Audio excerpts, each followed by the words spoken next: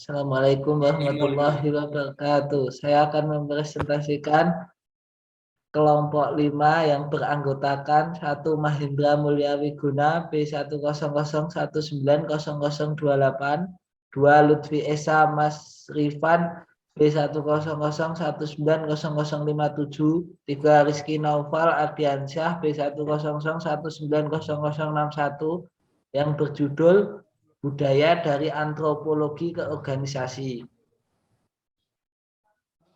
Perkembangan kajian budaya dalam bidang studi organisasi. Bidang studi antropologi budaya sesungguhnya sudah ada sejak abad 19.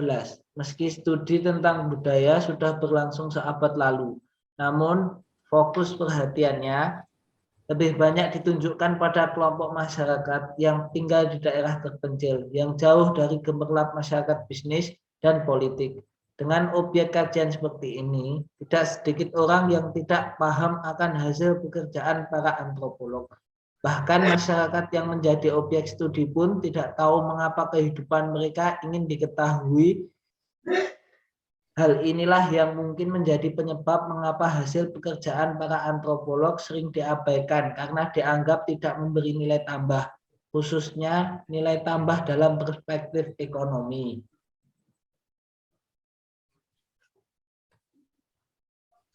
Periode tahun 1920-an.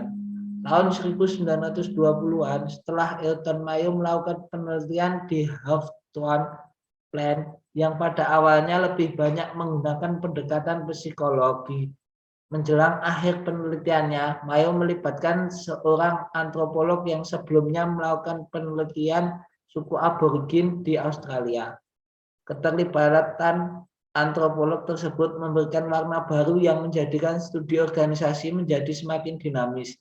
Hasil penelitian tidak hanya diinterpretasikan secara psikolog, tetapi juga antropologis yang hasil interpretasinya ternyata berbeda.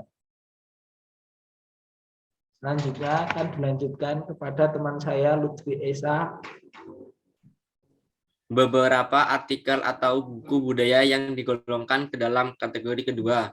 Tahun 1983, penulis Wilkin and Ounce, judul tulisan Efficient Culture Explores the Relationship with the Culture and Organization Perform.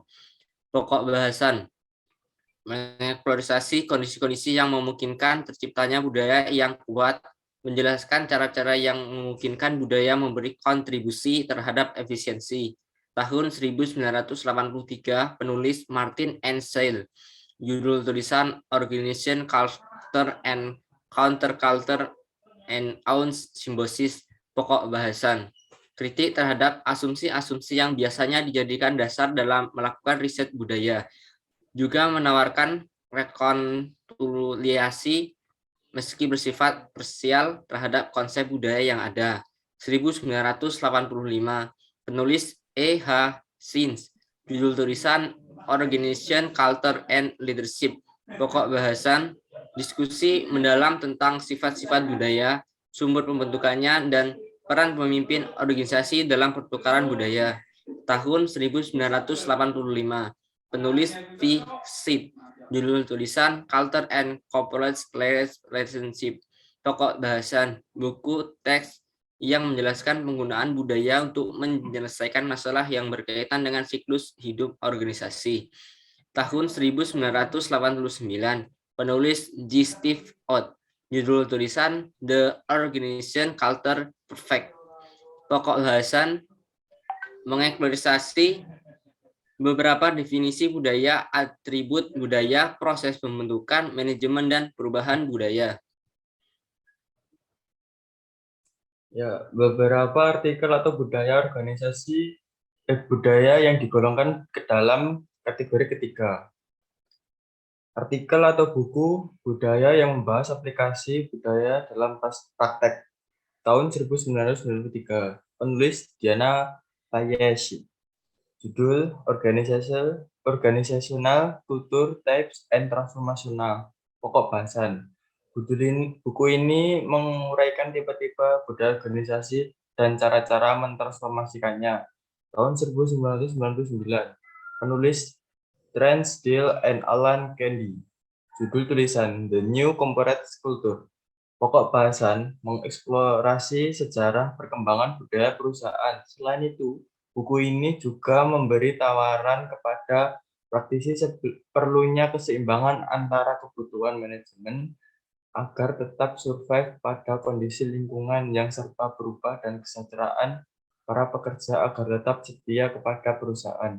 Tahun 1999, penulis Kim Cameron and Robert Quinn.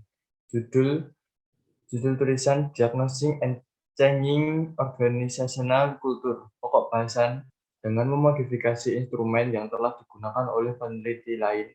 Buku ini menawarkan cara untuk mendiagnosis dan merubah budaya organisasional. Konsep yang digunakan adalah Competing Value Framework. Artikel atau buku budaya yang membahas perkembangan lanjutan budaya organisasi. Tahun 1992.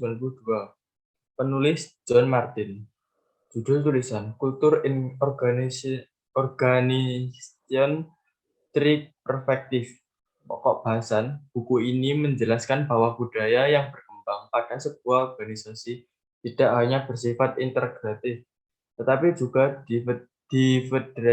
diferensiat dan fragmen.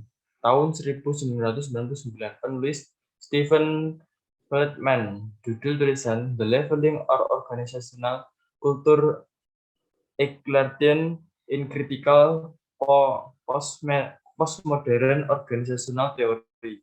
Pokok bahasan artikel ini menawarkan pendekatan yang berimbang antara semangat critical theory dengan apresiasi terhadap tradisi-tradisi moral. Tahun 2001, penulis John Opor. Judul tulisan Critical Theory and the Homogeny of Corporate Culture. Pokok bahasan artikel ini dengan menggunakan teori membahas dan membuat rangka untuk memahami peran budaya perusahaan dalam homogen perusahaan.